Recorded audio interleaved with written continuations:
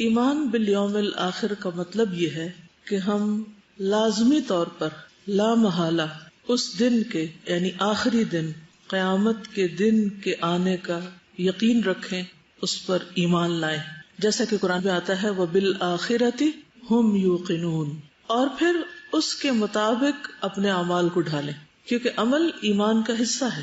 تو صرف یہ مان لینا کافی نہیں کہ ایک دن آنے والا ہے جس دن ہر چیز کا اینڈ ہو جائے گا اور پھر سب کا حساب کتاب ہوگا، بلکہ اس دن کی تیاری کرنا بھی ضروری ہے۔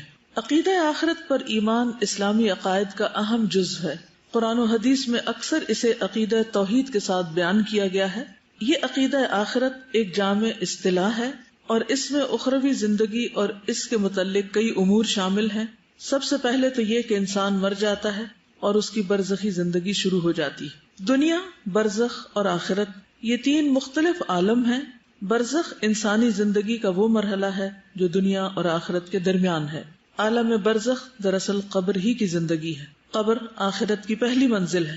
اگر کوئی اس منزل کے امتحان میں کامیاب ہو گیا تو بقیہ منزلیں بھی کامیابی سے طے کر لے گا، اور اگر کوئی یہاں ناکام رہا تو آگے بھی مسلسل ناکامیاں ہیں۔ اس لیے بدکار، فاسق و فاجر جب مجرم اور ملزم قرار دیا جاتا ہے تو اسے قبر ہی میں صبح و شام عذاب سے گزرنا پڑتا ہے، اور یہ عذاب اتنا ہی کافی ہے کہ اسے بار بار یا روزانہ جہنم کی آگ دکھائی جائے۔ اسی کو قرآن مجید اور احادیث نے عذاب قبر سے تعبیر کیا ہے، اور یہ دکھایا جانا اس لیے بڑا اہم ہے کہ آپ نے دیکھا ہوگا کہ بعض اوقات آپ کوئی خراب سا منظر دیکھ لیتے ہیں تو زندگی بھر نہیں بھولتے، اس کا آپ کے دل پر ایک گہرا اثر ہوتا ہے۔ تو بھلے انسان اس اصل جہنم میں نہ بھی پہنچے، لیکن اگر اس کو روز یہ بتایا جائے صبح و شام کہ یہ تمہارا ٹھکانہ ہے اور جہنم پوری ہولناکیوں کے ساتھ اس کے سامنے ہو، تو کوئی عذاب نہ بھی ہو تو صرف یہ دکھایا جانا ہی بہت بڑا عذاب ہے۔ اسی کو قرآن مجید اور احادیث نے عذاب قبر سے تعبیر کیا ہے۔ آل فرعون کے بارے میں قرآن مجید کہتا ہے النار یعرضون علیہا غدوا وعشیا، سورۃ المؤمن 46۔ دوزخ کی آگ ہے جس کے سامنے یہ ہر صبح و شام لائے جاتے ہیں، جبکہ روز قیامت انہی کے لیے یہ حکم بھی ہوگا وَيَوْمَ تَقُومُ السَّاعَةُ أَدْخِلُوا آلَ فِرْعَوْنَ أَشَدَّ الْعَذَابِ، اور جس دن قیامت قائم ہوگی فرمان ہوگا کہ فرعونیوں کو سخت ترین عذاب میں ڈالو۔ عذاب قبر کے بارے میں ام المؤمنین حضرت عائشہ نے آپ سے دریافت کیا تو آپ نے فرمایا ہاں، عذاب قبر برحق ہے۔ بخاری کی روایت ہے یہ، یعنی اس پر ایمان لانا ضروری ہے۔ رسول اکرم صلی اللہ علیہ وسلم نہ صرف خود قبر کے عذاب سے پناہ مانگتے بلکہ صحابہ کرام کو بھی اس کی تلقین کرتے۔ ایک اور حدیث میں آپ نے فرمایا جب تم میں کوئی فوت ہوتا ہے تو اس کی قبر میں صبح و شام اس پر اس کی جگہ پیش کی جاتی ہے، یعنی اگر وہ جنتی ہے تو جنت اور اگر جہنمی ہے تو جہنم اس کے سامنے پیش کی جاتی، اور کہا جاتا ہے یہ تیری اصل جگہ ہے جہاں قیامت والے دن اللہ تعالیٰ تجھے بھیجے گا۔ انس بیان کرتے ہیں کہ نبی اکرم صلی اللہ علیہ وسلم نے فرمایا اگر مجھے یہ ڈر نہ ہوتا کہ کہیں تم عذاب قبر کے خوف سے دفن کرنا ہی نہ چھوڑ دو تو میں ضرور دعا کرتا کہ اللہ تعالیٰ تمہیں عذاب قبر سنا دے، دکھانا تو دور کی بات سنا دے۔ ان روایات سے پتہ چلتا ہے کہ ہر مرنے والا اپنے اپنے اعمال کے مطابق نعمت یا عذاب سے گزرے گا، خواہ وہ مر کر قبر میں جائے یا کسی جانور درندے کی خوراک بن جائے یا جل کر خاک ہو جائے یا پانی میں ڈوب کے غرق ہو جائے، اللہ ہر طرح کا عذاب دینے پر قادر ہے۔ خواب میں اگر کوئی المناک منظر دیکھ لے تو کیا وہ سخت اذیت محسوس نہیں کرتا؟ مگر دیکھنے والا یہی سمجھتا ہے کہ یہ تو سویا ہوا ہے، اسے کیا علم کہ یہ خوابیدہ شخص کتنی تکلیف سے دوچار ہے۔ اسی طرح قبر میں مردے کو بٹھانا، منکر نکیر کا اس سے سوال کرنا، پسلیوں کا آپس میں مل جانا وغیرہ سب پر ایمان لانا ضروری ہے۔ براء ابن عازب بیان کرتے ہیں کہ نبی اکرم صلی اللہ علیہ وسلم نے فرمایا یہ آیت یثبت اللہ الذین آمنوا عذاب قبر کے بارے میں نازل ہوئی۔ میت سے پوچھا جاتا ہے تیرا رب کون ہے؟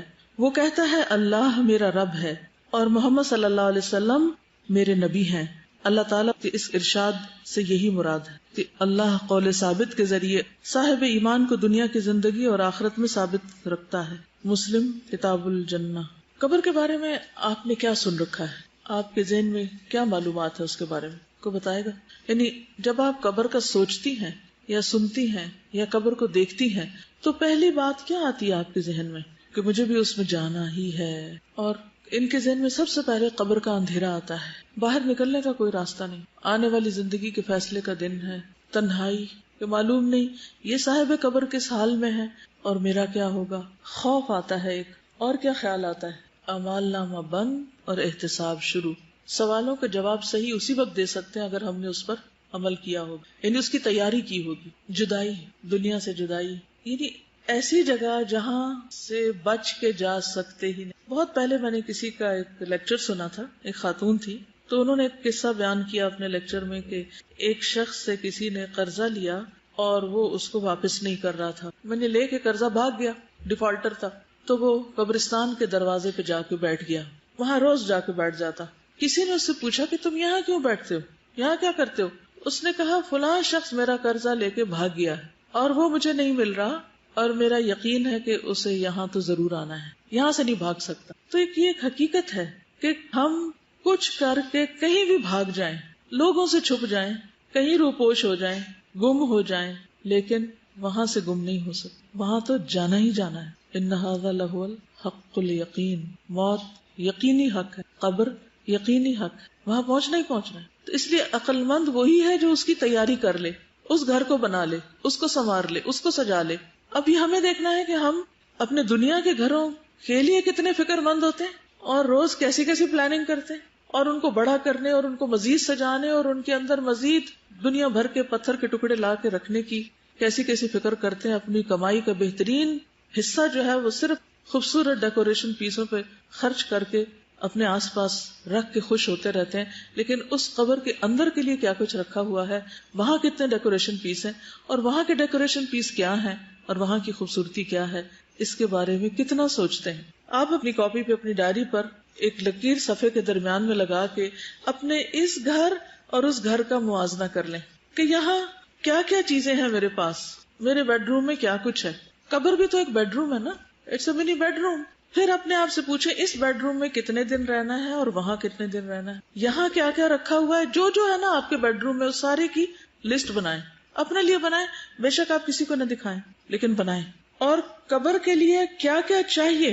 دیکھیے جب بچی کی شادی کرنی ہوتی ہے نا تو ہر ماں باپ، میں نے دیکھا ہے غریب سے غریب بھی کاپی پین پکڑ کے بیٹھ جاتے ہیں یا کسی لکھنے والے کو بلا لیتے ہیں اور اس کو سامان کی لسٹ لکھواتے ہیں. ایسا ہی ہوتا ہے نا، یہ برتن لینے ہیں، یہ بیڈ روم کا سامان ہے، یہ فلاں ہے، یہ فلاں ہے.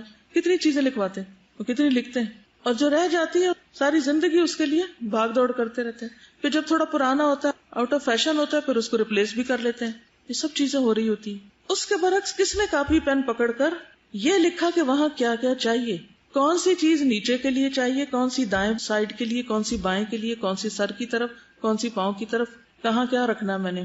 یہاں تو ٹیلی ویژن کی لیٹسٹ اسکرین کے لیے ہم بھاگ رہے ہوتے ہیں. جو نئی چیز آتی ہے پچھلی دے کے ادھر ادھر اور خرید لیتے ہیں تاکہ لیٹسٹ موویز اور ہر چیز کے نظارے خوبصورت سے خوبصورت مائنیوٹ ڈیٹیلز تک میں کر سکیں بہترین کلرز کے ساتھ. اور وہاں بھی ایک اسکرین نے چلنا ہے جس پہ یا جنت چلے گی یا جہنم چلے گی.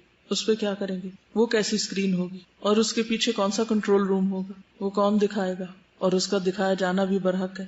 اصل بات یہ ہے کہ ہم خود کو دھوکہ دیتے ہیں. ہم مانتے ہیں مگر کوئی نہیں مانتے.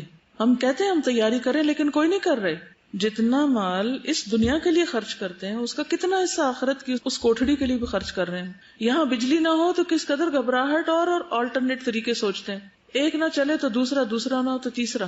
لیکن وہاں ٹھنڈک کس چیز سے ہوگی، ہوا کہاں سے آئے گی، اس کے لیے کیا کرنا ہوگا، وہ نہیں سوچتے.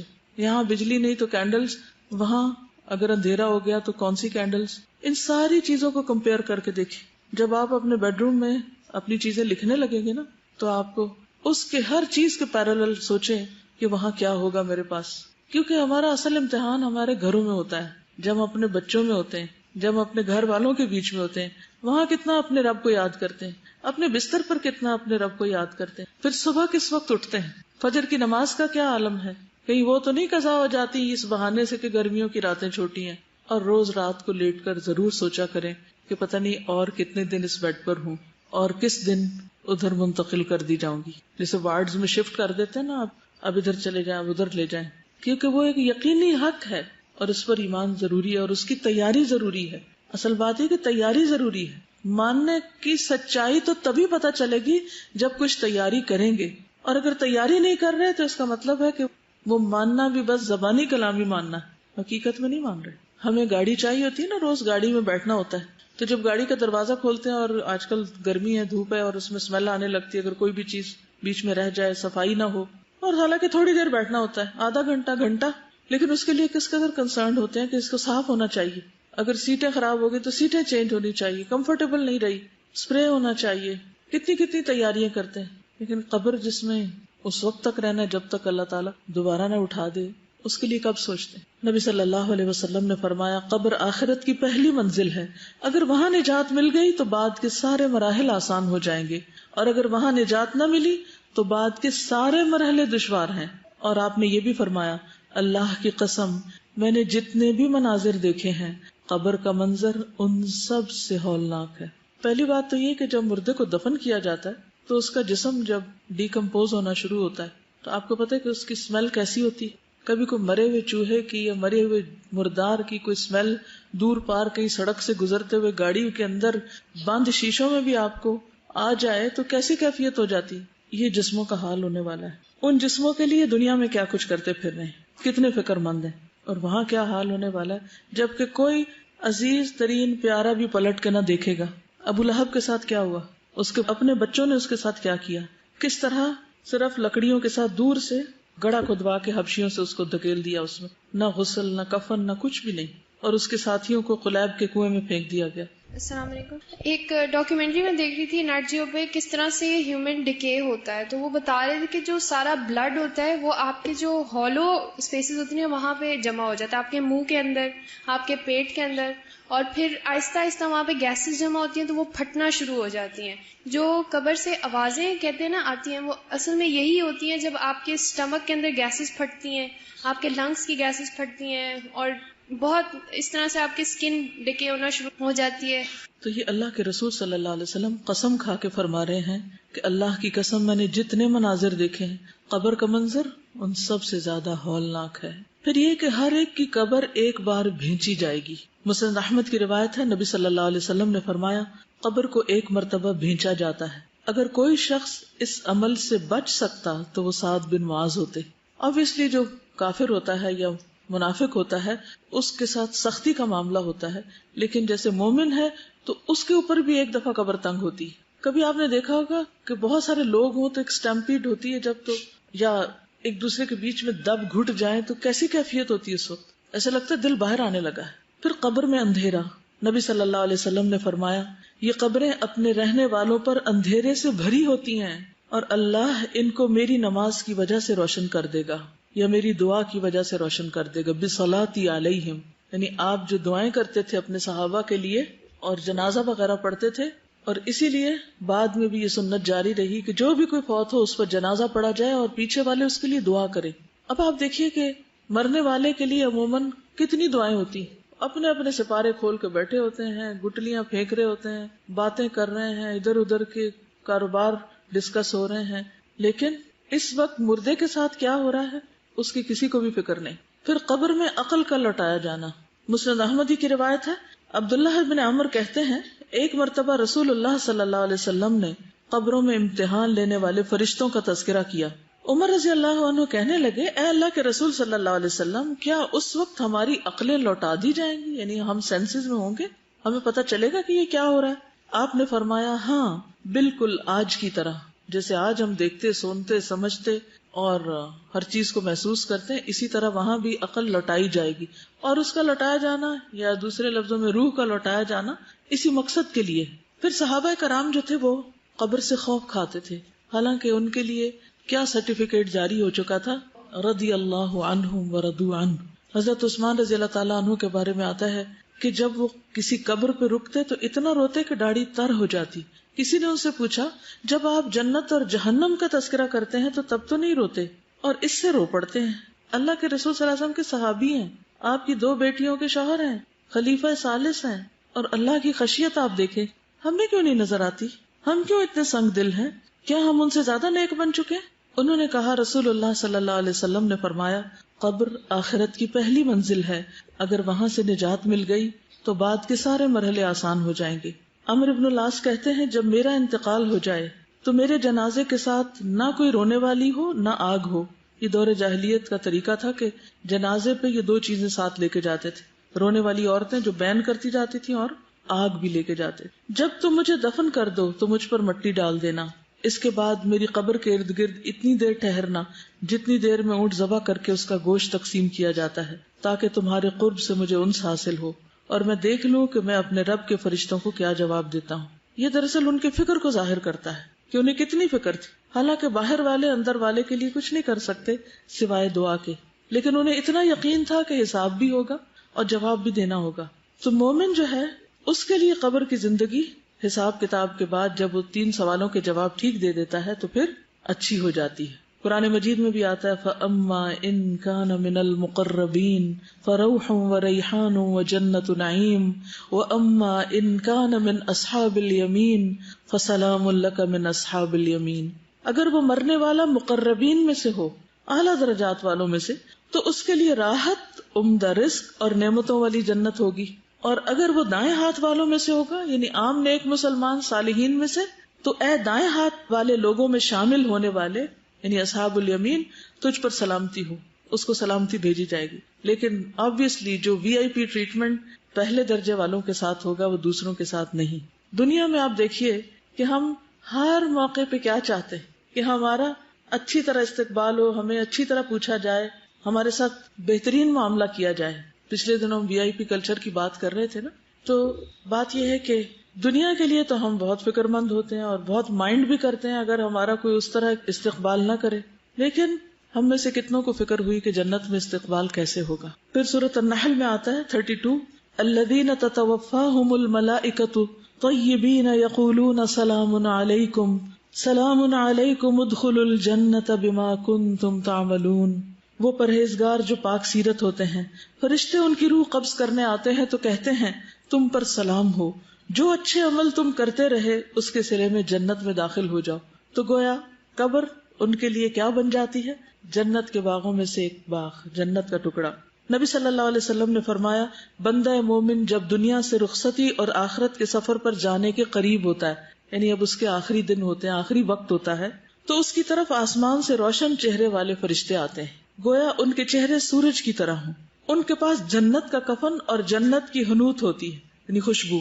تاحد نگاہ وہ بیٹھ جاتے ہیں، ہر طرف پھیل جاتے ہیں. پھر ملک الموت اس کے سرہانے پہ آ کے بیٹھ جاتے ہیں اور وہ کہتے ہیں اے نفس مطمئنہ، اللہ کی مغفرت اور خوشنودی کی طرف چلو.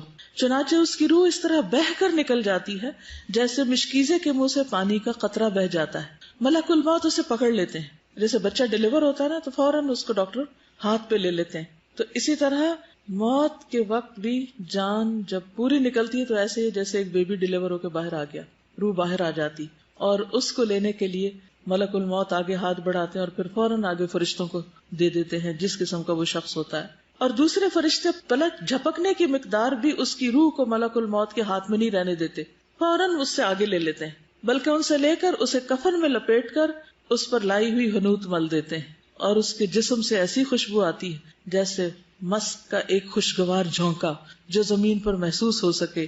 پھر فرشتے اس روح کو لے کر اوپر چڑھ جاتے ہیں. مجھے بالکل ہسپتال کا منظر نظر آ رہا ہے، جب کبھی شاید آپ کو موقع ملا ہو کسی ڈیلیوری کو دیکھنے کا، کہ جیسے جو ہی بیبی باہر آتا ہے تو فٹافٹ اس کو آگے دے دیا جاتا ہے نرسز کو، اور پھر اس کے بعد اس کو لپیٹ دیا جاتا ہے اور فوراً اس کی ٹیک کیئر کی جاتی ہے کہ اب آگے اس کے ساتھ کیا کرنا ہے. اگر اس کو سانس نہ آ رہا ہو یا جو بھی حسب ضرورت اس کو نیکسٹ لیول کی مدد دی جا رہی ہوتی. تو یہ دنیا میں آمد کا وقت ہوتا ہے اور اسی قسم کا اس کی رخصتی کا وقت ہوتا ہے جب روح واپس جا رہی ہوتی ہے. مومن کی روح جب نکلنے والی ہوتی ہے تو وہ اللہ سے ملاقات کو پسند کرتا ہے. نبی صلی اللہ علیہ وسلم نے فرمایا مومن کو جب موت آتی ہے تو اسے اللہ کی خوشنودی اور اس کے ہاں اس کی عزت کی خوشخبری دی جاتی ہے. اس وقت مومن کو کوئی چیز اس سے زیادہ عزیز نہیں ہوتی جو اس کے آگے ہوتی، اس لیے وہ اللہ سے ملاقات کا خواہش مند ہو جاتا ہے اور اللہ بھی اس کی ملاقات کو پسند کرتا ہے. اس کے برعکس جو منافق یا کافر ہوتا ہے، اس کو جو پتہ چلتا ہے کہ بھیانک فرشتے اس کی خبر لینے آئے ہیں، بھیانک شکلوں والے، تو پھر اس کی روح بھاگتی ہے، نکلنا نہیں چاہتی، ریزسٹ کرتی ہے، اور وہ اللہ سے ملاقات کو ناپسند کرتا ہے. کیوں؟ کیونکہ اب وہ ظاہر ہے کہ ایک مجرم کی حیثیت سے وہ جا کے کھڑا ہوگا تو کیسے منہ دکھائے. جیسے کوئی مجرم رنگے ہاتھوں پکڑ لیا جائے تو وہ کیا چاہتا ہے، اس کو آگے لے جایا جائے؟ نہیں، وہ بھاگنے کی کوشش کرتا ہے، ریزسٹ کرتا ہے، بچنے کی، چھپنے کی، ادھر ادھر ہونے کی. یہی کیفیت اس شخص کی ہوتی ہے. پھر آسمان والوں کا نیک روح کو مسلسل مرحبا کہنا، فرشتے مومن کی روح کو آسمان کی طرف چڑھا لے جاتے ہیں. آسمان کا دروازہ کھلتا ہے. پوچھا جاتا ہے یہ کون ہے؟ کہا جاتا ہے فلاں شخص ہے. وہ کہتے ہیں مرحبا پاک نفس جو پاک بدن میں تھا. پاک نفس پاک بدن میں تزکیہ ہو چکا تھا اس کا، اور وہ پاکیزہ بدن میں تھا، صاف ستھرا، کلین. داخل ہو جاؤ اے قابل تعریف اور خوش ہو جاؤ اللہ کی رحمت سے اور خوشبو سے، یعنی خوشبوئیں ہیں اس کے لیے، اور اس مالک سے جو تجھ پر ناراض نہیں ہے. برابر اسے یہی کہا جاتا ہے یہاں تک کہ روح اس آسمان تک پہنچتی ہے جہاں اللہ عز و جل ہے، یعنی علیین تک اس کو سب سے بلند جگہ تک پہنچا دیا جاتا ہے. ہر آسمان کے فرشتوں کا اگلے آسمان تک روح کو چھوڑنے جانا، یعنی اسکارٹ کرتے ہیں اس کو پیچھے سے، یعنی صرف چھوڑ نہیں دیتے بلکہ آگے تک پہنچا کے آتے ہیں. اتنے خوش ہوتے ہیں. فرشتے اس روح کو لے کر اوپر چڑھ جاتے ہیں، اور فرشتوں کے جس گروہ پر بھی ان کا گزر ہوتا ہے وہ گروہ پوچھتا ہے کہ یہ پاکیزہ روح کون ہے. وہ جواب میں اس کا وہ بہترین نام بتاتے ہیں جس سے دنیا میں لوگ اسے پکارتے تھے، اچھے سے اچھا نام، حتیٰ کہ وہ اسے لے کر آسمان دنیا تک پہنچ جاتے ہیں. کیونکہ ہر شخص کی ایک شہرت ہوتی ہے نا، ایک نام ہوتا ہے، ایک آئیڈینٹی ہوتی ہے. وہ اس کے لیے دروازے کھلواتے ہیں تو دروازہ کھول دیا جاتا ہے.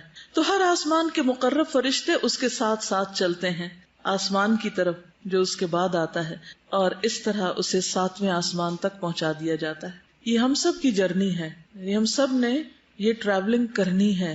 اگر اس ٹریٹمنٹ کے مستحق ہوئے تو یہ سب کچھ ملے گا، ادروائز دوسری چیز بھی ابھی سامنے آئے گی. پھر فرشتے دعا دیتے ہیں.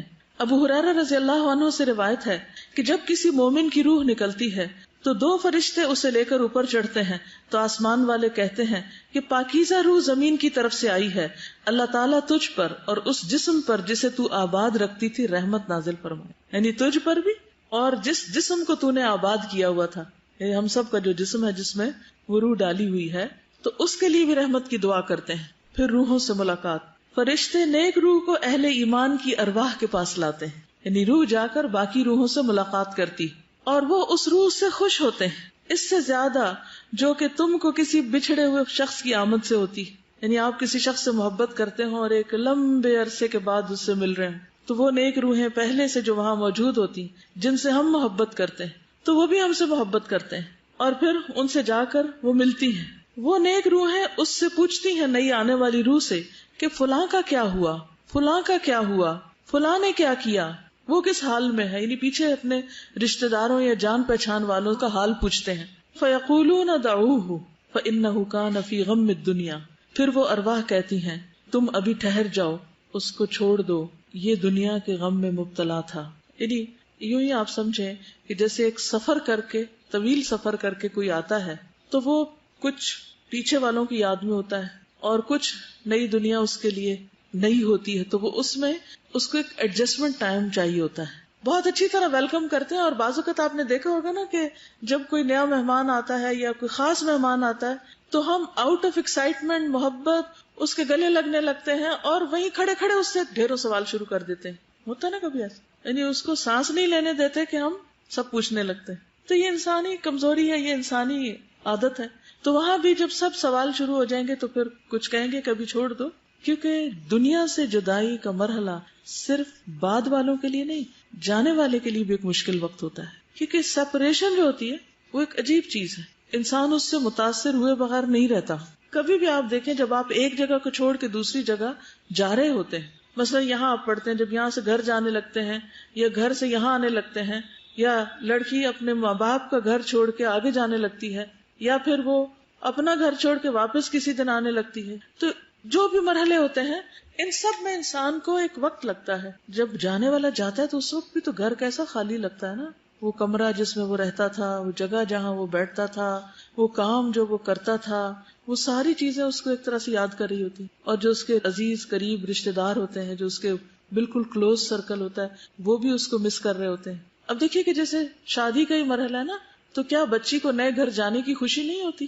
کتنی بھی وہ زیورات میں لدی ہوئی ہو، کتنا بھی اچھا لباس ہو، کتنے بھی محبت کرنے والا شوہر ہو، کتنا بھی اچھا ٹھکانہ ہو، لیکن وہ پیچھے کی ایک کسک ہوتی ہے نا، یہ جاتے وقت آنسو نکل آتے ہیں نا. پھر جب سسرال کے گھر میں جیسے جا کے بیٹھتی ہے، وہ گھر تو وہی ہوتا ہے ایک طرح سے جس کو لوگ آخر تک بھی ایکسپٹ نہیں کرتے، لیکن وہ جو ایک ٹرانزیشنل فیز ہوتا ہے اس کے اپنے کچھ اثرات ہوتے ہیں. ایک اور حدیث میں آتا ہے، سلسلہ صحیحہ کی حدیث ہے، ابو ایوب کہتے ہیں جب مسلمان بندے کی روح قبض کی جاتی ہے تو پہلے فوت ہونے والے اللہ تعالیٰ کے بندے اس کا استقبال کرتے ہیں، جیسے دنیا میں لوگ خوشخبری دینے والے کو خوشی میں ملتے ہیں۔ جب وہ بندے اس سے سوال کرنا چاہتے ہیں تو وہ ایک دوسرے کو کہتے ہیں کہ اپنے بھائی کو آرام کرنے دو، وہ دنیا کی بے چینی اور پریشانی میں مبتلا تھا۔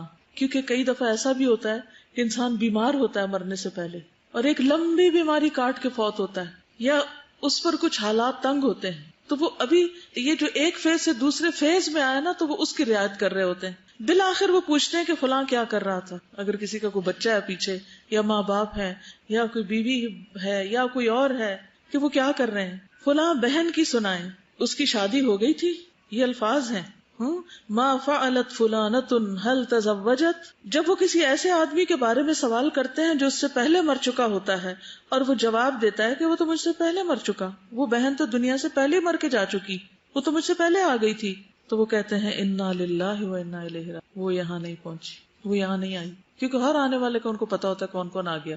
اس کا مطلب یہ ہوا کہ وہ اپنے ٹھکانے جہنم میں چلا گیا، وہ دوسری روحوں کے پاس چلا گیا، وہ برا ٹھکانہ ہے، بری پرورش گاہ ہے۔ اللہ تعالیٰ کے ان بندوں پر ان کے نیک اعمال پیش کیے جاتے ہیں، جب وہ اچھا عمل دیکھتے ہیں تو خوش ہو جاتے ہیں اور کہتے ہیں اے اللہ، یہ تیری اپنے بندے پر نعمت ہے، تو اس کو پورا کر دے، اور جب وہ برا عمل دیکھتے ہیں تو کہتے ہیں اے اللہ، اپنے بندے پر رجوع کر۔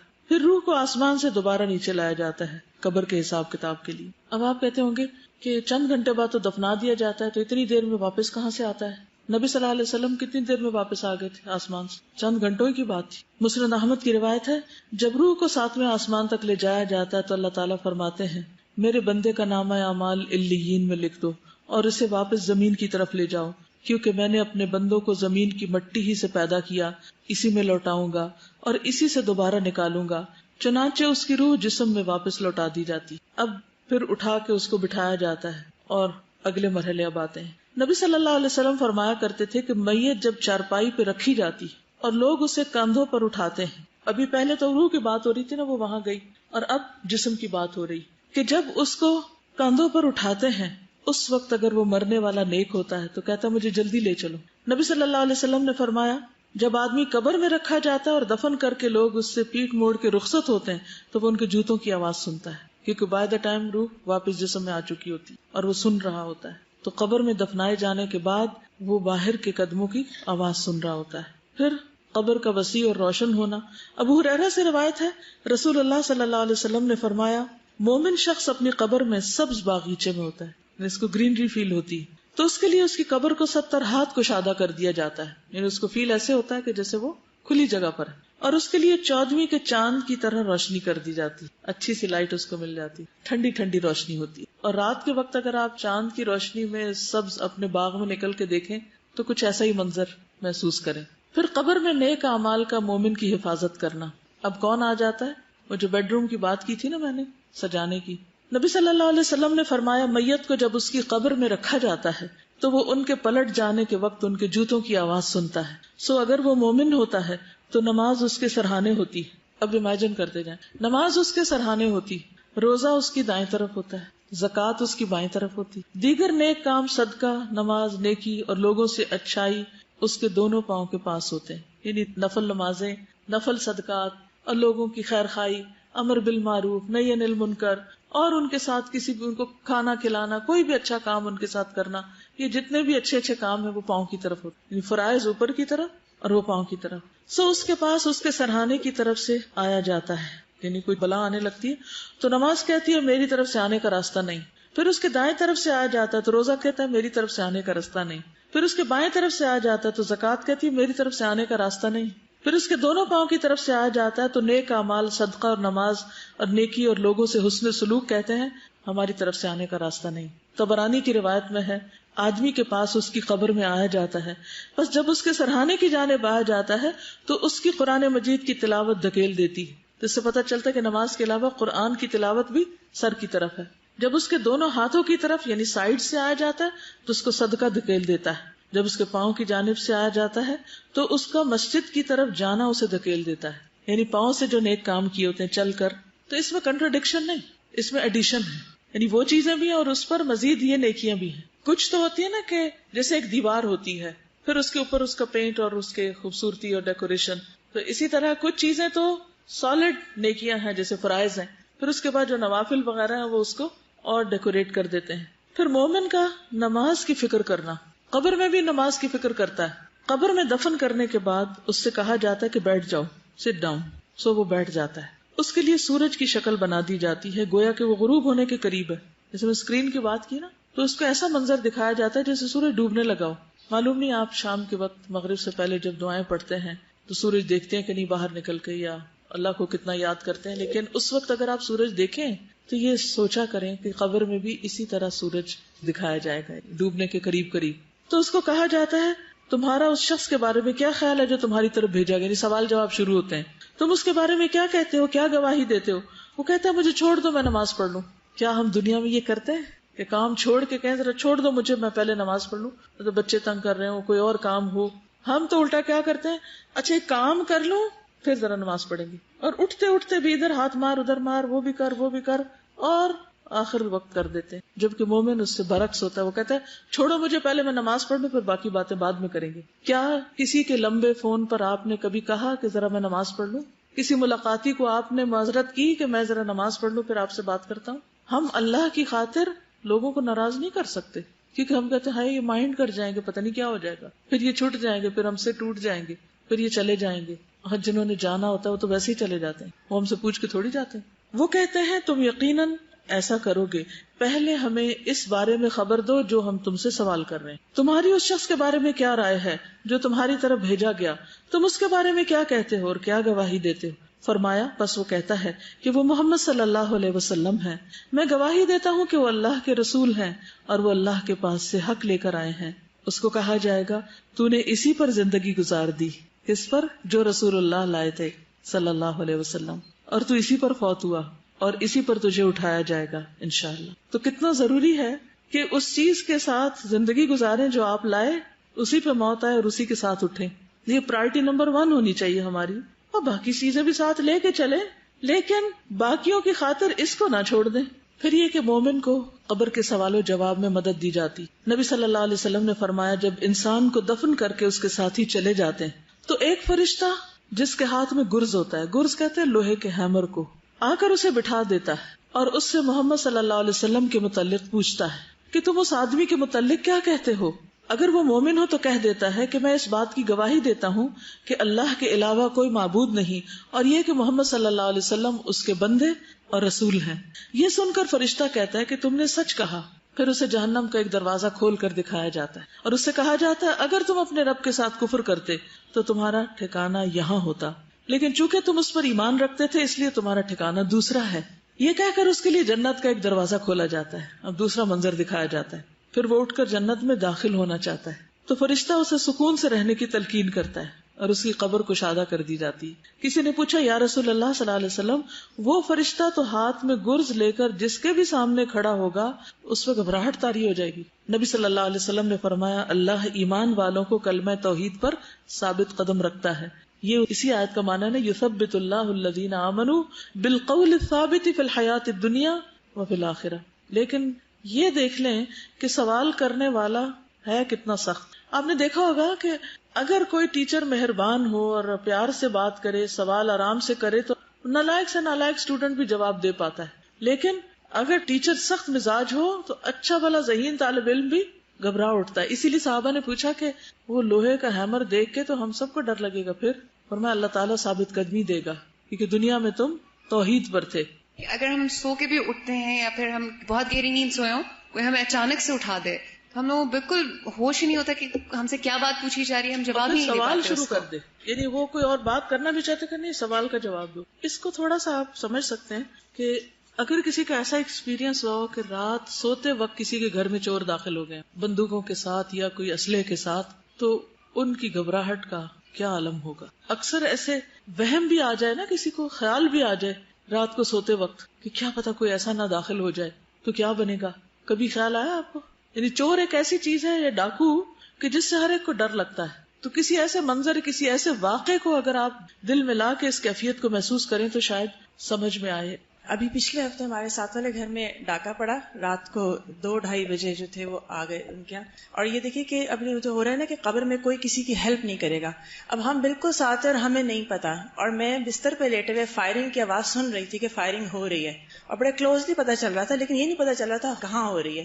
اور اب جو ثابت قدمی والی بات ہے کہ ایسے موقع پر آدمی شکر اس بات پہ کرتا ہے کہ ہوا یہ کہ یہ کافی افراد، 10 افراد تھے گھر میں سب لوگ. تو یہ نیچے سے جب یہ اوپر جا رہے تھے کچھ لوگوں کو لے کر، تو ایک لڑکی جو بیٹھی تھی اس نے سامنے سے کچھ بھانپ لیا اور دوڑ کے وہ باتھ روم میں گھس گئی اور اس نے لاک کر لیا. اتفاق سے جیسے آج کل ہر وقت موبائل ہاتھ میں ہوتا ہے، موبائل ہاتھ میں تھا، اور جو باتھ روم جا کے اس نے 15 کو فون کر دیا. اب یہ جو ثابت قدمی ہوتی ہے نا کہ اس وقت عقل کہاں سے آئے اتنی کہ ایک دم سے اس کو حالات میں موبائل اٹھانا ہے اور بھاگتے ہوئے وہ کرنا ہے. اور یہ بھی اللہ کا کرنا ہوا کہ ان چوروں کو یہ نہیں پتا چلا کہ ایک لڑکی باتھ روم میں ہے، تو وہ نقصان نہیں ہوا جو ہو سکتا تھا. تو اللہ نے جو ثابت قدمی اس وقت دی ہوتی ہے، یہ بلیسنگ کے سوا کچھ نہیں ہوتی. دیکھیے دنیا میں تو پھر بھی انسان کسی کو موبائل پہ مدد کے لیے بلا لیتا ہے، ہمسائے ساتھ آ جاتے ہیں، لیکن قبرستان سے کون کس کو موبائل کر سکتا؟ ساتھ والی قبر سے بھی اٹھ کے کوئی نہیں آ سکتا. جو کچھ اپنے پاس ہوگا بس وہی ہوگا. لیکن ہم کتنے دھوکے میں ہوتے ہیں نا کہ دوسرے لوگوں کی خاطر اپنا دین بیچے چلے جاتے ہیں، کبھی بچوں کی خاطر، کبھی بہن بھائیوں کی خاطر، کبھی دوستوں کی خاطر اپنی آخرت برباد کیے چلے جا رہے ہوتے. نبی صلی اللہ علیہ وسلم نے فرمایا اگر مرنے والا نیک آدمی ہو تو فرشتے اسے اس کی قبر میں اس طرح بٹھاتے ہیں کہ اس پر کوئی خوف اور گھبراہٹ نہیں ہوتی. پھر اس سے پوچھا جاتا ہے کہ تم نے کس دین میں وقت گزارا تھا، یعنی ما دینک. وہ کہتا ہے اسلام میں. پوچھا جاتا ہے وہ کون آدمی تھا جو تمہارے پاس آیا تھا؟ وہ کہتا ہے اللہ کے رسول محمد صلی اللہ علیہ وسلم، جو کہ اللہ عز و جل کی طرف سے ہمارے پاس واضح نشانیاں لے کر آئے اور ہم نے ان کی تصدیق کی. پھر اللہ کا مومن کے جواب کی تصدیق کرنا اور جنت کا لباس اور خوشبو کا ملنا. مومن جب یہ جواب دے دیتا ہے تو سنن نبی داؤد کی روایت ہے، پھر ایک آواز لگانے والا آواز لگاتا ہے کہ میرے بندے نے سچ کہا، بس اس کے لیے جنت کا بستر بچھا دو اور اسے جنت کے کپڑے پہنا دو اور اس کے لیے جنت میں ایک دروازہ کھول دو. پھر جنت کی ہوا اور خوشبو اس کے پاس آتی اور اس کی قبر حد نگاہ تک کشادہ کر دی جاتی، اور جنت کی ہوا ایئر کنڈیشن کی ہوا سے زیادہ اچھی ہو اور اس کی خوشبو ہمارے ایئر فریشنر سے زیادہ بہترین. ایک فوبیا ہوتا ہے نا کہ جب آپ کہیں چھوٹی جگہ پہ ہوتے ہو تو ایک دم سے آپ کو گھبراہٹ ہوتی ہے. مجھے تھوڑا سا وہ ہوتا ہے، تو جب گاڑی میں بھی میں کئی دفعہ ہوتی ہوں نا تو مجھے وہ شروع ہو جاتا ہے ہونا. تو جب بھی میں قبر کے بارے میں سوچتی ہوں میں ہمیشہ یہی سوچتی ہوں کہ ایک پیرالائزڈ انسان ہے اور وہ کلاسٹروفوبک ہے، اور اس کو ایسی جگہ پہ آپ بند کر دیں تو اس کی جو دہشت ہوگی نا وہ قبر سے کوئی نہیں کر سکتا. بالکل، لیکن اس میں وسعت اور اس میں ہوائیں اور خوشبوئیں اور اچھا لباس، یہ سب اس کے لیے ہے جس کے جواب درست ہوں گے. اگر ہم غور کریں تو دیکھیں کہ اللہ تعالیٰ ہم سب کو وقتاً فوقتاً ڈیتھ کا ایکسپیرینس کرواتے ہیں خواب کی صورت میں.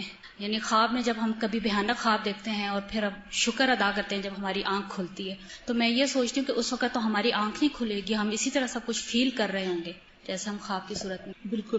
کیوڑا سالٹ مائنز جانے کا اتفاق ہوا تو وہاں ہم 4000 فیٹ جو ہے اس کی ڈیپتھ میں گئے. وہاں آپ امیجن کریں اتنی ٹھنڈی ہوا تھی اور گیٹ سے داخل ہوتے ہی ایسا لگ رہا تھا کہ نیچے کئی اے سی لگے ہوئے ہیں، اور وہاں 18 ڈگری سینٹی گریڈ رہتا ہے سردی گرمی میں، اور جو ہے نا اتنا وہ فریش ایئر تھی کہ لگ نہیں رہا تھا کہ ہم اتنی گہرائی میں ہیں. تو وہاں جب ہم گئے تو 3 گھنٹے ہم نے وہاں اسٹے کیا اور کسی کے موبائل پہ کوئی کال نہیں آئی. تو پہلا خیال مجھے جو آیا کہ جب اس پہاڑ کی گہرائی میں ہمیں کوئی کال نہیں آئی تو قبر میں تو پھر قطعاً کوئی کال نہیں آئے گی. لیکن اگر قبر اتنی ٹھنڈی ہو اور وہ سب طرف نمک اور اتنا خوبصورت ماحول ہو تو پھر باہر سے کالز کی ضرورت بھی نہیں ہوئے گی. یہ بھی تو اللہ کی نشانیوں میں سے ایک نشانی ہے کہ اللہ تعالیٰ یہ چیزیں دکھاتا ہے کہ زمین کے اندر کی فضا کو وہ جیسے چاہے بدل دے. یعنی اگر نمک کی یہ کان ایک مستقل ایسی کیفیت میں کہ 18 ڈگری تک ہی وہ رہتا ہے ٹیمپریچر اور ٹھنڈی ہوائیں، اور تو قبر بھی تو زمین کے نیچے ہوتی ہے، جس کے لیے اللہ چاہے ویسی ہوائیں وہاں بھی چلا دے. یعنی مشکل نہیں ہے، ناممکن نہیں ہے. یہ سب چیزیں جو بتائی گئی ہیں ان کو ماننا ضروری ہے، یہ ایمان کا حصہ ہے کہ ایسا ہوگا، کیونکہ اگر یہ مانا نہ جائے تو عمل بھی نہیں بدلتے. اور شیطان کی یہ بہت کوشش رہی ہے کہ لوگوں کے دل میں اس کے بارے میں طرح طرح کے وسوسے اور شکوک و شبہات ڈال کر اس کو لوگوں پر مبہم بنا دے، ایمان کو کمزور کر دے. لیکن جو بات صحیح احادیث سے پتہ چل رہی ہو اس کو کیسے جھٹلا سکتے. پھر نیک اعمال کا قبر کی تنہائی کو دور کرنا. نبی صلی اللہ علیہ وسلم نے فرمایا کہ مومن کے پاس ایک خوبصورت لباس اور انتہائی عمدہ خوشبو والا ایک آدمی آتا ہے اور اس سے کہتا ہے تمہیں خوشخبری مبارک، یہ وہی دن ہے جس کا تم سے وعدہ کیا جاتا تھا. وہ اس سے پوچھتا ہے کہ تم کون ہو؟ تمہارا چہرہ ہی خیر کا پتہ دیتا ہے. وہ جواب دیتا ہے میں تمہارا نیک عمل ہوں. اس پر وہ کہتا ہے کہ اے میرے رب، قیامت ابھی قائم کر دے تاکہ میں اپنے اہل خانہ اور مال میں واپس لوٹ جاؤں، یعنی سب سے جا ملوں. پھر صدقہ کا قبر کی آگ بجھانا. عقبہ بن عامر سے مروی ہے کہ نبی صلی اللہ علیہ وسلم نے فرمایا، صدقہ کرنے والوں کی قبروں سے حرارت بجھاتا ہے اور مومن روز قیامت اپنے صدقے کے سائے میں ہوگا. یہ سلسلہ صحیحہ میں سے ہے، یعنی صدقہ قبروں کی حرارت کو بجھاتا ہے. ایک اور حدیث میں تھا نا، اللہ کے غضب کو ٹھنڈا کرتا ہے. اور یہاں دوسری بات کیا ہے کہ قیامت کے دن مومن اپنے صدقے کے سائے میں ہوگا. لیکن ہم صدقہ کرنے کے لیے بھی انتظار کرتے رہتے ہیں اور ہر دوسری چیز کو یہ سوچ کے پاس رکھ لیتے ہیں کیا پتا کبھی کام آ جائے. کچھ اینٹیکس بنائے ہوئے ہیں اور کچھ ہم اپنی یادیں ہیں اس میں ہماری، اور کچھ کباڑ خانہ بھر کے ساری یادیں ہمارے مرتے ہی باہر پھینک دی جاتی، کوئی ویلیو نہیں اس کی، کیونکہ ہر کوئی اپنی مرضی کی زندگی گزارنا چاہتا ہے. کوئی ضروری تو نہیں کہ ہماری اولاد ہمارے ڈیکوریشن پیسز کو کوئی ویلیو دے. تو اس لیے دنیا کی زائد زینت کو چھوڑ کر اس آخرت کے گھر کو ٹھنڈا کرنے کی فکر کریں. پھر جنت کا دروازہ کھولا جانا اور اس کی ٹھنڈی ہوا. سوال و جواب کے بعد پھر اس کے لیے جنت کے دروازوں میں سے ایک دروازہ کھول دیا جاتا ہے اور اس سے کہا جاتا ہے یہ تیرا جنت میں ٹھکانہ ہے اور جو اللہ تعالیٰ نے تیرے لیے اس میں تیار کیا ہے. تو اس کے رشک اور خوشی میں اضافہ ہو جاتا ہے. پھر اس کے لیے جہنم کے دروازوں میں سے ایک دروازہ کھولا جاتا ہے اور اس سے کہا جاتا ہے اگر تو نے نافرمانی کی ہوتی تو یہ تیرا ٹھکانہ ہوتا، اور جو اللہ نے اس میں تیرے لیے تیار کیا ہوا ہے تو اس کی خوشی اور سرور میں اضافہ ہو جاتا ہے. پھر اس کے لیے اس کی قبر 70 ہاتھ فراخ کر دی جاتی ہے اور اس میں اس کے لیے روشنی کر دی جاتی ہے، اور روشنی کا ذکر بھی آپ نے پڑھا. پھر روح کا سبز پرندوں میں ڈالا جانا، یعنی جو شہداء کی روح ہے خاص طور پر. اس کے بعد جسم کو اسی طرح لوٹا دیا جاتا ہے جیسا کہ وہ اس سے شروع ہوا تھا، اور اس کی روح کو اچھی روح میں کر دیا جاتا ہے، اور وہ ایک پرندہ ہے جو جنت کے درخت سے کھاتا ہے. رسول اللہ صلی اللہ علیہ وسلم نے فرمایا شہداء جنت کے دروازے پر موجود ایک نہر کے کنارے پر سبز رنگ کے خیمے میں رہتے ہیں جہاں صبح و شام جنت سے ان کے پاس رزق پہنچتا ہے. ابھی تو یہ فاصلے بہت بڑے لگتے ہیں، جسم یہاں ہے، روح وہاں ہے، رزق یہاں پہنچ رہا ہے، وہاں بھی وہ اڑ رہے ہیں، یہ سب کیا ہے؟ ہمیں یہ باتیں بکھری بکھری سکیٹرڈ لگتی ہیں، لیکن اللہ کے لیے کچھ مشکل نہیں کہ ان سب کا ایسا کنیکشن بنا دے کہ جسم اور روح دونوں ہی اس سے مستفید ہو رہے ہیں. پھر صبح شام جنت کا ٹھکانہ دکھایا جاتا ہے، جنت کا گھر سامنے نظارہ کرایا جاتا ہے. ہمارے ملک میں تو ایسا نہیں، لیکن کینیڈا میں ایسا ہوتا ہے کہ جب آپ کو کوئی گھر خریدنا ہوتا ہے آپ پراپرٹی ڈیلر کے پاس جاتے ہیں، ریئل اسٹیٹ کے پاس، تو وہ آپ کو انٹرنیٹ پہ گھروں کے لنک دے دیتے ہیں کہ کس رینج میں آپ کو خریدنا ہے. پھر آپ ان کو پورا اس کے اندر 3D کی شکل میں یا مختلف تصویروں کے ساتھ اس کو پورا اندر سے وزٹ کر لیتے. پھر اس کے بعد یہ کہ سارے مل بیٹھتے ہیں، پھر دیکھتے ہیں اچھا ونڈوز ایسی ہیں، انٹرنس ایسی ہے، فلور ایسا ہے، چھت ایسا ہے، باہر ایسا ہے، ادھر ایسا ہے، ہر ایک چیز اس میں اس اسکرین اس ونڈو کے تھرو سب دیکھی جا رہی ہوتی، اور وہ دنیا کے کسی بھی حصے میں بیٹھ کے آپ دیکھ سکتے ہیں. یہ اگر انسانوں نے دنیا میں اپنے گھروں کے لیے سسٹم کر رکھا ہے کہ اس گھر کو خریدنے سے پہلے آپ اس میں گھوم پھر کے دیکھ لیں، کیونکہ سائٹ پہ جانا تو مشکل ہوتا ہے، بعض اوقات سبھی مصروف ہیں یا دور دور فاصلے ہوتے ہیں، یا آپ کو ایک سٹی سے دوسری میں موو ہونا ہے اور آپ رینٹ پہ لے رہے ہیں گھر تو بھی آپ دیکھنا چاہتے ہیں، تو آپ اس اسکرین پہ سب کچھ دیکھ سکتے ہیں کہ آپ کہاں جانے والے ہیں. تو یہاں بھی آپ دیکھیے کہ مرنے کے بعد قبر میں آخری گھر جو ہے جنت کا گھر، اس کی بھی سیر کرائی جاتی ہے، یہ ہے تمہارا گھر. اسی لیے قیامت کے دن جب جنت میں جائیں گے تو آتا نا کہ عرفہا لہم، وہ جنت جس کی اللہ نے ان کو پہلے سے پہچان کرا دی، ان کو پتا ہے کہ وہ ان کا گھر کون سا ہے. رسول اللہ صلی اللہ علیہ وسلم نے فرمایا جب تم میں سے کوئی آدمی مر جاتا ہے تو صبح و شام اس کا ٹھکانہ اس پر پیش کیا جاتا ہے. اگر وہ جنت والوں میں سے ہے تو جنت والوں کا مقام، اور اگر دوزخ والوں میں سے ہوتا ہے تو دوزخ والوں کا مقام اسے دکھا دیا جاتا ہے، اور اس سے کہا جاتا ہے کہ یہ تیرا ٹھکانہ ہے جب تک کہ اللہ تعالیٰ قیامت کے دن تجھے اٹھا کر اس جگہ نہ پہنچا دے. اب آپ دیکھیے کہ قیامت کے دن اس میں جانا ہے، لیکن پھر بھی قیامت کے دن کا اٹھنا اور حساب کتاب اور پل صراط پار کرنا یہ اپنی جگہ ہے، چاہے پتہ بھی ہو کہ آگے جنت ہے. یہ بالکل ایسے ہی جیسے آپ اگر کسی دوسرے ملک میں جا کے رہنا چاہتے ہیں اور یہاں سے آپ نے گھر ور دیکھ لیا، سب کچھ کر لیا، پیمنٹ بھی ہو گئی، آپ کے نام بھی ہو گیا، سب ہو گیا، لیکن اس ملک تک پہنچنے کے لیے آپ کو جہاز پر بھی بیٹھنا ہے، اور اس سے پہلے آپ کو ایئرپورٹ پہ بھی جانا ہے، اور وہاں آپ کی اسکریننگ بھی ہونی ہے، اور وہاں آپ کا سامان تولا بھی جانا ہے، وہاں آپ سے امیگریشن نے کوشچن بھی کرنے ہیں کہ آپ جا کہاں رہے ہیں، اور پھر جہاں اتریں گے وہاں بھی پوچھا جائے گا کہ کہاں آئے، کیوں آئے. یہ پروسیس اپنی جگہ چلنا ہے، کیونکہ بعض لوگ کہتے ہیں کہ یہ کیسے، قبر میں اگر جنت جہنم دیکھ لی یہی حساب ہو گیا تو پھر یوم الحساب کی کیا ضرورت ہے. تو وہ پروسیس ہے ایک جس کے بغیر کوئی بھی آگے نہیں پہنچ سکتا، چاہے وہ پہلے سے ہی سب دیکھ لے. پھر اپنا ٹھکانہ دے کر مومن اللہ کا شکر کرے گا. مسند احمد میں ہے ہر جنتی کو جہنم میں اس کا ٹھکانہ دکھایا جاتا ہے اور وہ کہتا ہے کہ اگر اللہ نے مجھے ہدایت نہ دی ہوتی تو میں یہاں ہوتا، اور پھر وہ اس پر شکر کرتا ہے. یعنی جنت کا گھر دیکھ کر پھر جہنم میں بھی اس کا مقام دکھا دیا جاتا ہے کہ اگر تم وہاں نہ جاتے تو یہاں آنا تھا تمہیں، تو اس سے شکر کرتا ہے کہ اللہ نے اس سے بچا لیا. پھر جنت کا کھانا. ایک انصاری صحابی سے مروی ہے، مسند احمد کی روایت ہے کہ ایک مرتبہ ہم لوگ رسول اللہ صلی اللہ علیہ وسلم کے ہمراہ ایک انصاری کے جنازے میں نکلے. میں اس وقت 9 عمر تھا اور اپنے والد کے ساتھ تھا. رسول اللہ صلی اللہ علیہ وسلم قبر کے کنارے بیٹھ گئے اور قبر کھودنے والے کو تلقین کرنے لگے کہ سر کی جانب سے اسے کشادہ کرو اور پاؤں کی جانب سے اسے کشادہ کرو، اس کے لیے جنت میں بہت سے خوشے ہیں. یعنی شہداء کو تو رزق ملتا ہی، تو کچھ لوگ جو مرتے ہیں وہ شہیدوں جیسی موت مرتے ہیں یا ان کو بھی شہادت کی خوشخبری دی جاتی، تو سکتا ان کے لیے بھی رزق آتا ہو. یہ غیب کی بات ہے نا، ہمارا غیب پر ایمان ہے، اللہ کے نبی نے بتایا ایسا ہی ہوگا. ایک روز میں ایک پروگرام دیکھ رہی تھی تو اس میں ایک گور کن اپنے تجربے بتا رہا تھا کہ جب وہ قبر کھودتے ہیں تو کیا ہوتا ہے. تو اسے بتا رہا تھا کہ کچھ قبریں ہم کھودنے لگتے ہیں اور ہم تھوڑی سی کھودتے ہیں تو وہ جگہ کھلی کھلی ملنے لگتی ہے. یعنی ہم پاؤں کی طرف سے کھولتے ہیں تو کھل جاتی ہے، یعنی جگہ کھلتی جاتی. اور کچھ لوگوں کے لیے ہم کھودتے جاتے لیکن قبر کھلی نہیں ہو پاتی. آخر منزل تو اللہ ہی کو پتا ہے. لیکن مجھے بڑی حیرت ہوئی کہ یہ کیا بات کر رہا ہے. تو اس حدیث کے بعد مجھے سمجھ میں آتا ہے کہ نبی صلی اللہ علیہ وسلم جب قبر کھدواتے تھے اس وقت بھی انسٹرکشن دیتے تھے کہ کھلی کھلی کھودو، یعنی صرف مردے کو پھینکنے والی بات نہ ہو. پھر قبر میں سکون. قتادہ کہتے ہیں کہ ہمیں یہ بات بتائی گئی کہ مومن کی قبر میں 70 ہاتھ کشادگی کر دی جاتی اور قیامت کے دن تک کے لیے اس کی قبر کو خوشحالی سے بھر دیا جاتا ہے. یعنی وَيُمْلَوْ عَلَيْهِ خَضِرًا، یہ سرسبز گرینری ہوتی ہے. واپس جانے کی تمنا کرنا. نبی صلی اللہ علیہ وسلم نے فرمایا جب مومن اپنی قبر کی کشادگی کو دیکھتا ہے تو کہتا ہے فرشتوں مجھے چھوڑ دو، میں گھر والوں کو خوشخبری سنانا چاہتا ہوں. لیکن اس سے کہا جاتا ہے کہ اب آرام کرو، پیچھے کوئی تمہارا کنیکشن نہیں، الا یہ کہ کوئی خواب میں دیکھ لے کسی کو. پھر مومن کو سلا دیا جاتا ہے، آرام کروایا جاتا ہے. اس کی قبر میں 70 گز لمبائی چوڑائی میں فراخی کر دی جاتی ہے. پھر اس کے لیے اس میں روشنی کر دی جاتی ہے. پھر اس سے کہا جاتا ہے سو جاؤ، تو وہ کہتا ہے میں اپنے گھر والوں کی طرف لوٹ جاؤں، میں انہیں خبر دے آؤں.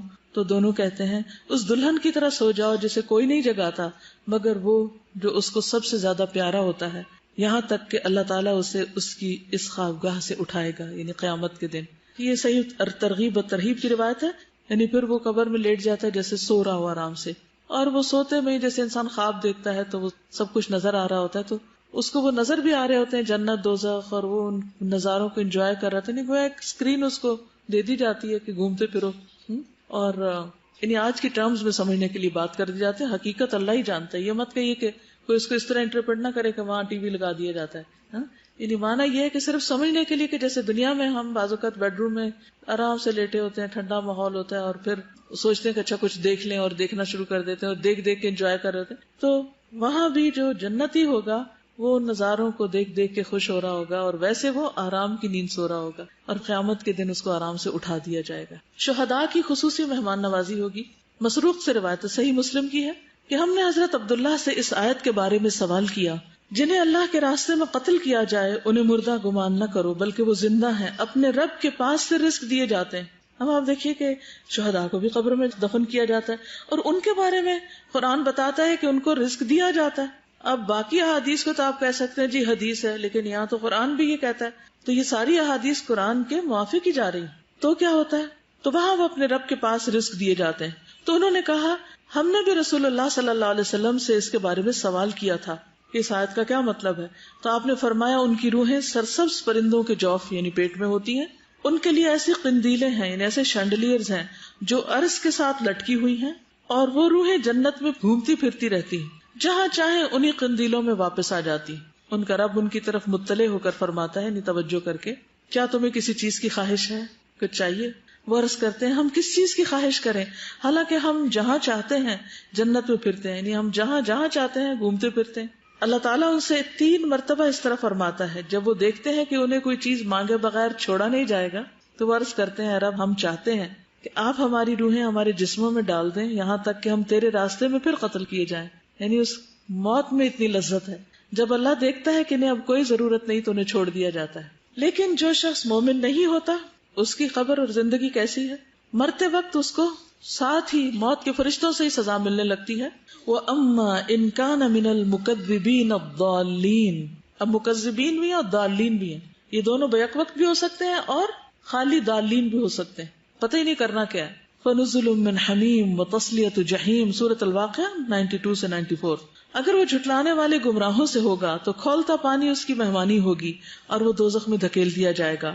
سورۃ النحل 28-29 میں فرمایا الذین تتوفاہم الملائکۃ ظالمی انفسہم فالقوا السلم ما كنا نعمل من سوء بلى ان اللہ علیم بما تعملون فادخلوا ابواب جہنم خالدین فیہا فلبئس مثوى المتکبرین. وہ لوگ جو اپنے آپ پر ظلم کر رہے ہوتے ہیں دنیا میں، جب فرشتے ان کی روح قبض کرتے ہیں یا کرنے کے لیے آتے ہیں تو ہتھیار ڈال دیتے ہیں، ہینڈز اپ. ہم کوئی برے کام تو نہیں کر رہے تھے، جھوٹ بولنا شروع کر دیتے، ہم تو کوئی غلط کام نہیں کر رہے تھے. دنیا میں بھی یہی دھوکہ، ہم تو کوئی غلط نہیں کر رہے، ہم تو ٹھیک ہی کر رہے ہیں. تعویلیں دے دے کہ ہم سب اپنے کانشیس یا ضمیر کو سلائے رکھتے ہیں. فرشتے کہیں گے کیوں نہیں کر رہے تھے جو کچھ تم کر رہے تھے، اللہ یقیناً اسے خوب جانتا ہے. اب جہنم کے دروازوں سے اس میں داخل ہو جاؤ، تم ہمیشہ اس میں رہو گے. غرض تکبر کرنے والوں کا ٹھکانہ بہت برا ہے. سورۃ الانفال 50 میں فرمایا وَلَوْ تَرَىٰ إِذْ يَتَوَفَّى الَّذِينَ كَفَرُوا الْمَلَائِكَةُ يَضْرِبُونَ وُجُوهَهُمْ وَأَدْبَارَهُمْ وَذُوقُوا عَذَابَ الْحَرِيقِ. کاش آپ اس حالت کو دیکھتے جب فرشتے ان مقتول کافروں کی روحیں قبض کر رہے تھے تو ان کے چہرے اور ان کی پشتوں پہ ضربے لگاتے تھے اور کہتے تھے اب جلانے والے عذاب کا مزہ چکھو. کبھی کسی نے دیکھا مار پڑتے مردے کو؟ ہمیں تو نظر نہیں آتی، لیکن قرآن کہتا ہے کہ جان لیتے وقت بھی ان کو مار پڑ رہی ہوتی. پھر کافر کی موت کا منظر مسند احمد میں آتا ہے. جب کوئی کافر شخص دنیا سے رخصتی اور سفر آخرت پہ جانے کے قریب ہوتا ہے تو اس کے پاس آسمان سے سیاہ چہروں والے فرشتے اتر کر آتے ہیں جن کے پاس ٹاٹ ہوتے ہیں، بوریاں. وہ تحت نگاہ بیٹھ جاتے ہیں. پھر ملک الموت ان کے سرہانے آ کے بیٹھ جاتا ہے اور اس سے کہتے ہیں کہ اے نفس خبیثہ، اللہ کی ناراضگی اور غصے کی طرف چل. یہ سن کر اس کے جسم میں روح دوڑنے لگتی ہے، یعنی ادھر ادھر چھپتی ہے، اور ملک الموت اسے جسم سے اس طرح کھینچتے ہیں جیسے گیلی اون سے سیخ کھینچی جاتی. کباب والی سیخ ہوتی ہے نا، تو اون اگر اس کے اندر ڈال دی جائے تو نکالنا اس کا مشکل ہوتا ہے، چپک جاتی ہے نا، اور اسے پکڑ لیتے ہیں. فرشتے ایک پلک جھپکنے کی مقدار بھی اسے ان کے ہاتھ میں نہیں چھوڑتے اور اسے ٹاٹ میں لپیٹ لیتے ہیں. اس موقع پر کافر اللہ کی ملاقات کو پسند نہیں کرتا. رسول اللہ صلی اللہ علیہ وسلم نے فرمایا جب کافر کی موت کا وقت قریب آتا ہے تو اللہ کے عذاب اور اس کی سزا کی بشارت دی جاتی. اس وقت کوئی چیز اس کے دل میں اس سے زیادہ ناگوار نہیں ہوتی جو اس کے آگے ہوتی. اب مجھے اللہ کے سامنے کھڑے ہونا ہے. وہ اللہ سے جا ملنے کو ناپسند کرنے لگتا ہے، بس اللہ بھی اس سے ملنے کو ناپسند کرتا ہے. اب دیکھیے دنیا میں کچھ لوگ اللہ کی بات نہیں سننا چاہتے، موت کے وقت اللہ سے ملنا نہیں چاہتے، قیامت کے دن اللہ کے سامنے کھڑا نہیں ہونا چاہتے. تو آخری انجام کیا ہوگا؟ کہ اللہ تعالیٰ اپنا دیدار ان سے کیوں کروائے جب انہیں کوئی شوق اور دلچسپی نہیں تھی، اور یوں وہ ہمیشہ کے لیے حسرتوں میں گم ہو جائیں گے. پھر مسلسل عذاب کی خبر دینا. اگر وہ گناہگار آدمی ہو تو فرشتے کہتے ہیں اے خبیث روح جو خبیث جسم سے نکل رہی ہے، نکل، اخرجی، قابل مذمت ہو کر نکل، ذمیمتن وابشری بحمیم وغساق، اور کھولتے پانی اور کانٹے دار کھانے کی خوشخبری قبول کر، وآخر من شکلہ ازواج، اور اس قسم کے دیگر انواع و اقسام کے عذاب کی خبر وہ بھی قبول کر. یہ اس کے سامنے جملے بار بار دہرائے جاتے ہیں یہاں تک کہ اس کی روح نکل جاتی. دیکھیے ایک تو روح نکلنے کی تکلیف اور رگ رگ سے نکلنے کی درد، اور اوپر سے ڈانٹیں. جیسے ایک بچے کو چوٹ لگے اور ادھر اس کی ماں اور ڈانٹنا شروع کر دے تو وہ دکھ پہ دکھ بڑھ جاتا ہے. پھر انتہائی بدبودار ٹھکانہ. نبی صلی اللہ علیہ وسلم نے فرمایا کافر کی روح جب نکلتی ہے، حماد کہتے ہیں کہ آپ نے اس کی بدبو اور فرشتوں کے لعنت کرنے کا ذکر کیا تو آسمان والے کہتے ہیں کہ خبیث روح زمین کی طرف سے آئی ہے. پھر اسے کہا جاتا ہے کہ تم اسے آخری وقت تک کے لیے سجین کی طرف لے چلو. ابو ہریرہ فرماتے ہیں کہ رسول اللہ صلی اللہ علیہ وسلم نے اپنی چادر اپنی ناک مبارک پر اس طرح لگا لی، یعنی کافر کی بو کو ظاہر کرنے کے لیے، کہ سب نے اس کو یعنی دیکھ کے بھی اس کی شدت کو محسوس کیا. یعنی ناقابل برداشت. کچھ اسمیل ہوتی ہے نا تھوڑی بہت، اور کچھ ہوتی ہے کہ آپ برداشت نہیں کر سکتے تو پھر اپنا ناک ڈھانپ لیتے ہیں. فرشتے اسے ٹاٹ میں لپیٹ لیتے ہیں، ایک اور روایت میں آتا ہے، اور اس سے ایسی بدبو آتی ہے یعنی روح سے بھی جو کسی بھی مردار کی سب سے زیادہ بو زمین پہ ہو سکتی. یعنی زمین پر کسی مردار کی بدترین بو جو ہوتی ہے وہ اس کی روح سے بھی نکل رہی ہوتی ہے. پھر آسمان کے دروازے نہیں کھولے جاتے. کافر کی روح کو آسمان کی طرف لے جایا جاتا ہے، وہاں کا دروازہ نہیں کھولا جاتا. وہاں کے فرشتے پوچھتے ہیں یہ کون ہے؟ کہا جاتا ہے فلاں شخص ہے. وہ کہتے ہیں کوئی مرحبا نہیں، کوئی مرحبا نہیں، لا مرحبا بالنفس الخبیثہ، اس ناپاک نفس کے لیے جو ناپاک بدن میں تھا، لوٹ جا برائی کے ساتھ، ارجعی ذمیمتن، تیرے لیے آسمان کے دروازے نہیں کھلیں گے. وہ قرآن پاک میں بھی آتا ہے نا کہ ان کے لیے آسمان کے دروازے کھولے نہیں جائیں گے. پھر آسمان سے پٹھایا جاتا ہے، فرشتے اس روح کو لے کر اوپر چڑھتے ہیں. فرشتوں کے جس گروہ کے پاس سے ان کا گزر ہوتا ہے وہی گروہ کہتا ہے یہ کیسی خبیث روح ہے. وہ اس کا دنیا میں لیا جانے والا بدترین نام بتاتے ہیں. یہ جو چور ڈاکو مجرم ہوتے ہیں وہ انہی چیزوں کے ساتھ پھر پہچانے بھی جاتے ہیں، یہاں تک کہ اسے لے کر آسمان دنیا میں پہنچ جاتے ہیں، دروازے کھلواتے ہیں، لیکن دروازہ نہیں کھولا جاتا. پھر رسول اللہ صلی اللہ علیہ وسلم نے یہ آیت تلاوت کی، لا تفتح لهم ابواب السماء ولا يدخلون الجنة حتى يلج الجمل في سم الخياط. ان کے لیے آسمان کے دروازے نہ کھولے جائیں گے اور نہ ہی وہ جنت میں داخل ہوں گے تا وقت کہ اونٹ سوئی کے ناکے میں داخل ہو جائے. اللہ تعالیٰ فرماتے ہیں کہ اس کا نامہ اعمال سجین میں سے نچلی زمین میں لکھ دو، یعنی اور گہرائیوں میں، پستیوں میں. اب یہ نچلی زمین کیا ہے اللہ عالم. چنانچہ اس کی روح کو پھینک دیا جاتا ہے.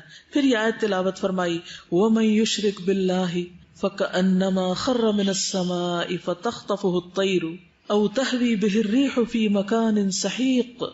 جو اللہ کے ساتھ شرک کرتا ہے وہ ایسے ہے جیسے آسمان سے گر پڑا، پھر اسے پرندے اچک لیں یا ہوا اسے دور دراز کی جگہ میں لے جا پھینکے. ہم نے دیکھو کہ جب ہوا چلتی ہے تو چیزوں کو اڑا کے وہ دور لے جاتی کہ وہ پکڑائی بھی نہیں دیتی.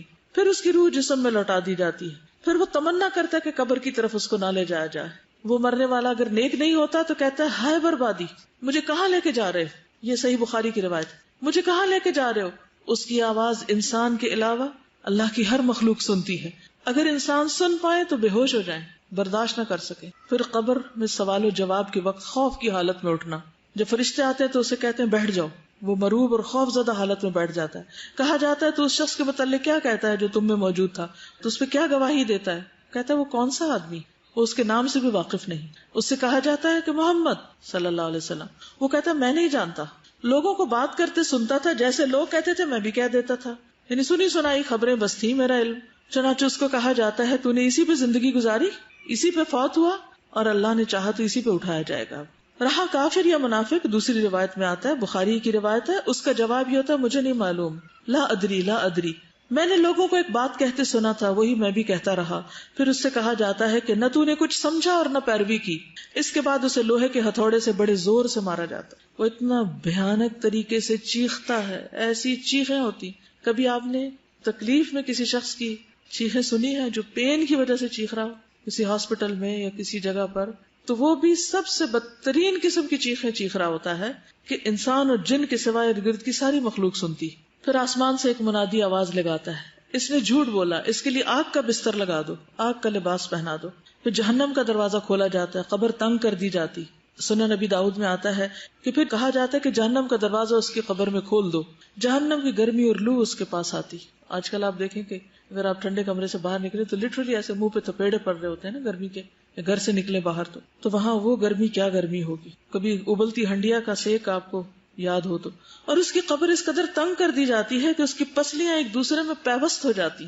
پھر اس کے اعمال انتہائی قبیح شکل میں اس کے سامنے آتے ہیں. ایک آدمی گندے کپڑے پہن کے پاس آتا ہے جس سے بو آ رہی ہوتی اور اس سے کہتا ہے تجھے خوشخبری مبارک، یہ وہی دن ہے جس کا تجھ سے وعدہ کیا گیا تھا. وہ پوچھتا ہے تو کون ہے؟ تیرے چہرے سے ہی شر کی خبر معلوم ہوتی. وہ جواب دیتا ہے میں تیرا گندا عمل ہوں. وہ کہتا ہے اے میرے رب قیامت نہ قائم کرنا. کوئی بھی گندے عمل، چاہے چوری ہو، چاہے زنا ہو، چاہے حرام حرکتیں ہوں، کوئی بھی غلط کام، تو جس قسم کے بھی وہ غلط کام ہوں گے وہ سارے اس کی شکل میں پیوست کر دیے جائیں گے اور وہ عمل اس کے ساتھ رہے گا. پھر اس پر ایک اندھا بہرا فرشتہ مقرر کر دیا جاتا ہے. اس کے پاس ایک لوہے کا گرز ہوتا ہے جو اگر پہاڑ پہ دے مارے تو پہاڑ ریزہ ریزہ ہو جائے. وہ اس کو مارتا ہے. اس کی مار کی آواز سے مشرق و مغرب کے درمیان کی ہر چیز سن رہی ہوتی سوائے جن و انس کے، اور وہ مردہ بھی مٹی ہو جاتا ہے. پھر دوبارہ روح ڈالی جاتی، پھر مارا جاتا ہے، پھر مٹی ہوتا ہے، پھر اسی طرح. پھر معیشت دن کا نبی صلی اللہ علیہ وسلم نے فرمایا کیا تم جانتے ہو کہ یہ آیت فَإِنَّ لَهُ مَعِيشَةً ضَنْكَ وَنَحْشُرُهُ يَوْمَ الْقِيَامَةِ أَعْمَى کس بارے میں نازل ہوئی ہے؟ کیا تمہیں معلوم ہے کہ تنگ حالی کیا ہے، تنگ زندگی کیا ہے؟ انہوں نے عرض کیا اللہ اور اس کے رسول ہی خوب جانتے ہیں. آپ نے فرمایا کافر کا اس کی قبر میں عذاب سے دوچار ہونا، اور اس ذات کی قسم جس کے ہاتھ میں میری جان ہے اس پر 99 سانپ مسلط کر دیے جاتے ہیں. کیا تم جانتے ہو وہ سانپ کیسا ہوتا ہے؟ وہ 70 سانپ اژدہے ہوتے ہیں، ہر اژدہا کے 7 سر ہوتے ہیں، اور وہ اسے قیامت تک ڈستے اور نوچتے رہتے ہیں۔ پھر قبر میں کسی عمل کا موجود نہ ہونا، اور کافر کے پاس جب اس کے سرہانے سے آیا جاتا ہے تو وہاں کوئی عمل موجود نہیں ہوتا، کوئی حفاظت کرنے والا گارڈ نہیں ہوتا۔ پھر اس کی دائیں جانب سے آیا جاتا ہے، وہاں کوئی چیز موجود نہیں ہوتی۔ پھر بائیں جانب سے آیا جاتا ہے تو کوئی چیز موجود نہیں ہوتی۔ پھر اس کے دونوں پاؤں کی طرف سے آیا جاتا ہے تو وہاں کچھ نہیں ہوتا۔ پھر حسرت کے لیے جنت کا ٹھکانہ دکھایا جاتا ہے۔ رسول اللہ صلی اللہ علیہ وسلم نے فرمایا، مسند احمد کی روایت ہے، ہر جہنمی کو جنت میں اس کا متوقع ٹھکانہ دکھایا جاتا ہے، اور وہ تمنا کرتا ہے کاش مجھے بھی اللہ نے ہدایت سے سرفراز کیا ہوتا تو میں بھی یہاں ہوتا، اور وہ اس کے لیے باعث حسرت بن جاتا ہے۔ اور زیادہ دکھ ہوتا ہے کہ یہ مل سکتا تھا اور چانس مس ہو گیا۔ بعض اوقات ایسا ہوتا ہے نا کہ کوئی سودا مس کر جائیں ہم، کوئی بزنس ڈیل اچھی سی ہونے والی ہو تو پھر بعض لوگوں کو تو ہارٹ اٹیک ہو جاتا ہے کہ اتنا بڑا لاس ہو گیا، چانس مس ہو گیا، کوئی گاڑی چھوٹ جائے، جہاز چھوٹ جائے، کیا کیفیت ہوتی۔ رسول اللہ صلی اللہ علیہ وسلم نے فرمایا، ہر جہنمی کو جنت میں اس کا متوقع ٹھکانہ دکھایا جاتا ہے، اور وہ تمنا کرتا ہے کہ کاش مجھے بھی اللہ نے ہدایت سے سرفراز کیا ہوتا، اور وہ اس کے لیے باعث حسرت بن جاتا ہے۔ قبر میں نیند کی کیفیت، اس کے بعد اس سے کہا جاتا ہے کہ منحوش کی نیند سو جا۔ ابو حازم کہتے ہیں کہ میں نے ابو ہریرہ سے پوچھا کہ یہ منحوش سے کیا مراد ہے؟ انہوں نے کہا، منحوش سے مراد وہ آدمی ہے جسے کیڑے مکوڑے اور سانپ ڈستے اور نوچتے رہتے ہیں، تو اس کی نیند کیا نیند ہوگی؟ پھر اس پہ قبر تنگ کر دی جاتی ہے۔ نبی صلی اللہ علیہ وسلم نے اپنی زندگی میں کچھ قبروں سے عذاب کی آوازیں بھی سنی تھی اور صحابہ کو بتایا بھی تھا۔